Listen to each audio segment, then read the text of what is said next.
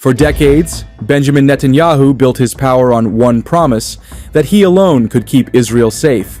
But after the horrors of October 7th, the devastating Gaza war, and the deepening grief on both sides, that image has shattered. Thousands of Israeli families mourn soldiers and hostages, while Gazans endure unbearable loss. Tens of thousands dead, cities in ruins, and generations traumatized. The man once seen as Israel's protector now stands accused of prolonging suffering for political survival.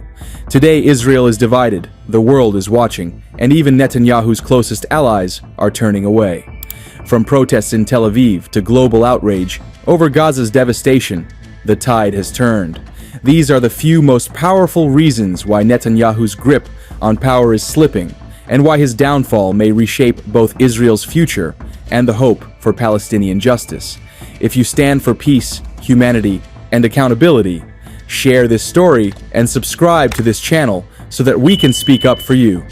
Let the world remember that behind every headline are lives, both Palestinian and Israeli, waiting for healing and dignity. Number 1. Trust torn apart, how the people feel. Betrayed? Netanyahu long claimed to embody national resilience, yet recent polling reveals that something critical has cracked. 76% of Israelis now say they've lost trust in his government. Public confidence in the Prime Minister himself has dropped similarly.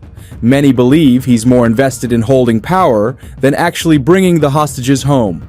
2 years after the October 7th attack, more than 250 people were taken hostage, and dozens remain. Families of the hostages are weeping for action. Public anger has grown as many ask, why hasn't a comprehensive ceasefire and full release happened even when large majorities demand it? Israelis overwhelmingly support a deal. Polls show 70% or more are ready to end the war in exchange for freeing hostages. Yet Netanyahu insists on achieving both Hamas's destruction and full return of hostages, rejecting proposals seen by many as reasonable. The gap between what people believe is possible and what the government claims is non-negotiable, that gap becomes a source of anger and distrust. And when trust is gone, all else crumbles. Netanyahu's failure to prevent or adequately prepare for Hamas's surprise attack in 2023 haunts many, and the public's feeling that he's managed war for political optics rather than to protect lives cements the sense that his legitimacy is eroding. Number 2. Generational shift. Younger Israelis want different answers. Younger Israeli voters and activists, many of whom were central to the huge judicial reform protests, increasingly demand leadership that prioritizes civil rights, affordable housing, and accountable governance. Netanyahu's core coalition is older and more security-oriented. Younger cohorts prioritize day-to-day freedoms and international reputation. A revealing, lesser-known fact: the 2020s saw a tech-savvy, highly networked youth movement that can mobilize fast on social media, translating protests into votes, fundraising, and diaspora advocacy. That energy is also sympathetic to Palestinian civilian suffering in ways that older voters may not prioritize. Younger voters often frame security and human rights as complementary, not contradictory. Over time, a generational realignment can tilt the electoral math away from Netanyahu's base and toward candidates promising both security and a renewed social contract. Number 3. Lives lost, costs uncounted, military failures, and civilian sacrifice. Every casualty cuts deep. Thousands Israeli soldiers killed in Gaza, thousands more wounded, families left in mourning. On the Palestinian side, official Gaza Health Ministry data report more than 67,000 Palestinian deaths since the war began. Many women, children displaced. Massive civilian suffering. These losses exacerbate psychological and emotional trauma across Israeli society. Soldiers, reservists, citizens in the south who've experienced rockets, the kibbutzim destroyed, neighborhoods torn apart. When soldiers return home injured or never return, the myth that only Netanyahu can ensure security begins to crack. Critics claim Netanyahu refuses a state commission to investigate failures of October 7th, but families want truth. Meanwhile, many feel that despite massive military investment, strategic goals, returning all hostages and eliminating Hamas's power, are elusive. The emotional weight of having sacrificed so many without visible victory breeds anger and demand for accountability. That kind of sorrow becomes political fuel. Number 4, global spotlight, intensified scrutiny, Israel's image on the edge. International support once felt like a shield. Now it often feels conditional. Western governments, human rights bodies, even some of Israel's allies question the scale of civilian suffering in Gaza. Media coverage of destroyed neighborhoods, displaced families, malnutrition has become ubiquitous. Pressure from foreign governments, including calls for humanitarian pauses, aid corridors, ceasefires, is growing. Accusations of proportionality violations, even genocide, float in UN debates. These global pressures force allies to demand transparency. Diplomatically, Netanyahu faces public statements of concern, postponements of arms deals, more conditional support. Every image of suffering that gets replayed globally chips away at international legitimacy. Israel's isolation grows not just in policy spaces, but in moral terms, affecting trade, tourism, foreign investment. For Palestinians, this pressure is a lifeline to call for justice, protection, and their own recognition. And internationally, many see their suffering as directly tied to leadership choices that have let destruction spread. Number 5. Ceasefires broken, promises unfulfilled, hope deferred. Again, there have been moments of fragile truce, temporary pauses, hostage prisoner swaps, partial agreements brokered by mediators, all hailed as breakthroughs, but almost as quickly, they've unraveled. In several cases, after brief ceasefires or humanitarian pauses, fighting resumed, more bombs fell, more civilians died. Palestinians in Gaza have seen aid convoys delayed or cut, destruction renewed in zones they had hoped to be safe. International mediators warn that repeated broken promises degrade trust, not just abroad, but inside Israel. Many Israelis support permanent ceasefire in exchange for hostages and end of war. Polls show 70+% favor it, but Netanyahu continues to insist on absolute demands. Hamas destroyed, Gaza demilitarized, withdrawal only to certain lines. To civilians in Gaza, the aftermath of a broken ceasefire feels like betrayal. To Israelis waiting for hostages, like false hope. Repetitive cycles of hope followed by renewed devastation and losses fuel exhaustion, frustration, both emotional and political. Number 6. Strategic ambition versus reality, Hamas still standing. Netanyahu set out to eliminate Hamas's military and governing power in Gaza.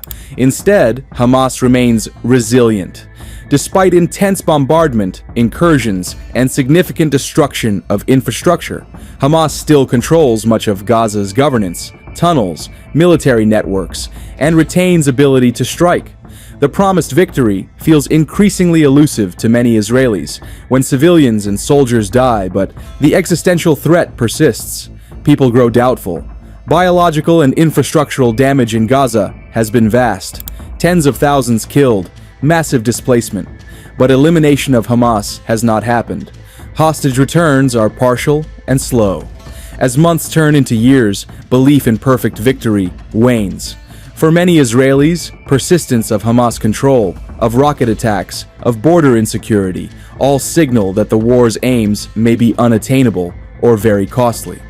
That gap between strategic ambition and lived reality, the dead, the ruins, the hostages not fully rescued, forms fertile ground for disillusionment both domestically and internationally.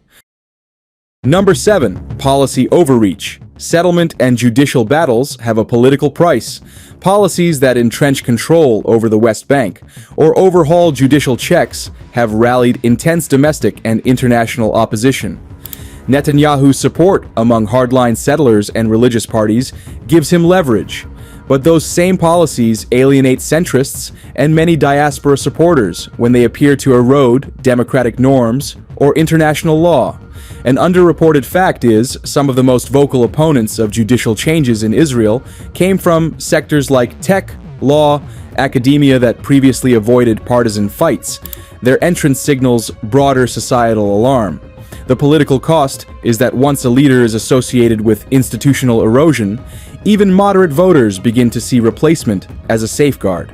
That dynamic makes coalition partners think twice about staying aligned.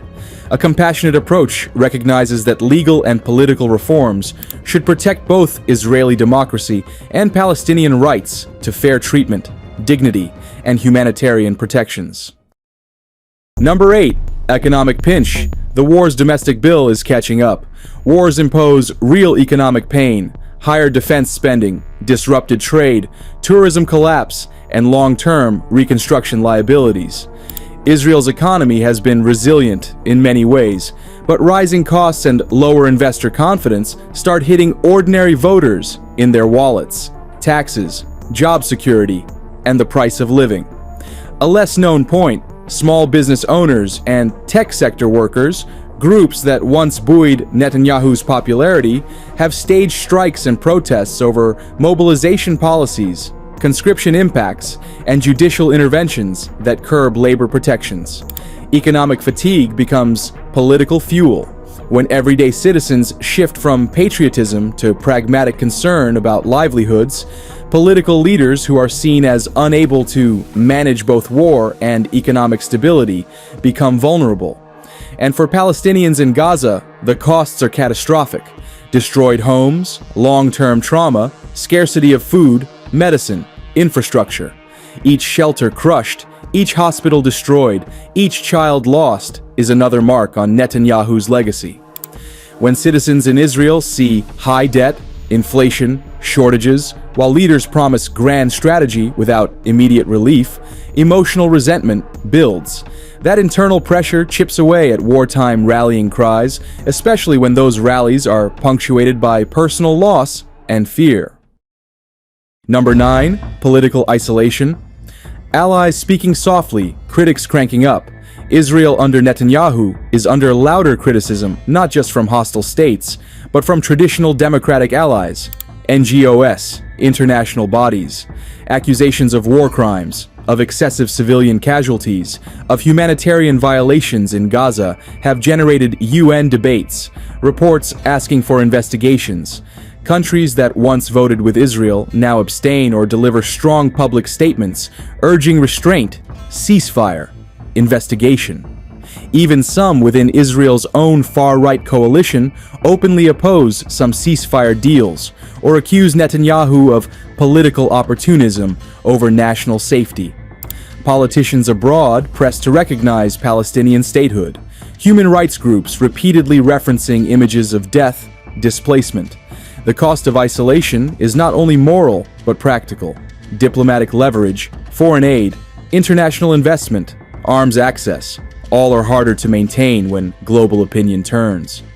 Netanyahu's narrative of standing tough is less convincing when many of Israel's allies feel the cost has become too great. The image of a government that can't manage global perception is dangerous in an era of instant communication and viral outrage. The number 10, the endgame looms, rivals, elections, and a country hungry for change. Netanyahu has been Israel's longest-serving leader in modern times, but long tenures breed both familiarity and fatigue. His political rivals, centrist, left, even moderate right, are increasingly united around two themes: end the hostages' suffering and restore accountability.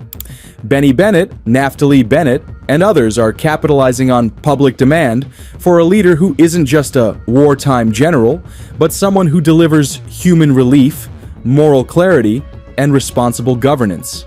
With elections on the horizon, supposed to take place in late 2026, Netanyahu is squeezed. Too hard line may alienate youth, centrists, and the Israeli diaspora. Too compromise may lose his far-right base. The coalition is fracturing under pressure. Polls reveal that most Israelis are demanding a real end to the war, not another superficial ceasefire, in exchange for bringing the hostages home, even among parts of Netanyahu's own coalition. Many believe that if Netanyahu cannot deliver on ceasefire and hostages, as well as limiting civilian suffering in Gaza, he will pay the price at the ballot box. Emotional exhaustion, grief, the memory of October 7th, the weight of unfulfilled promises, all these are coalescing into political momentum for change. As Israel mourns its fallen and Gaza counts its endless graves, one truth rises above the ruins. No one has truly won this war. The lives lost, the homes shattered, the children silenced, they all tell a story far louder than any politician's speech. Netanyahu's power may be fading, but the suffering he leaves behind will take generations to heal. When leaders fail to choose peace, it's people who must. The time has come to demand accountability, compassion, and courage, not just from politicians, but from all of us watching in silence. If you believe every child, Israeli or Palestinian, deserves to live without fear, share this story and comment, "No more war, no more Netanyahu." Speak up for those still under rubble, for those still waiting to come home.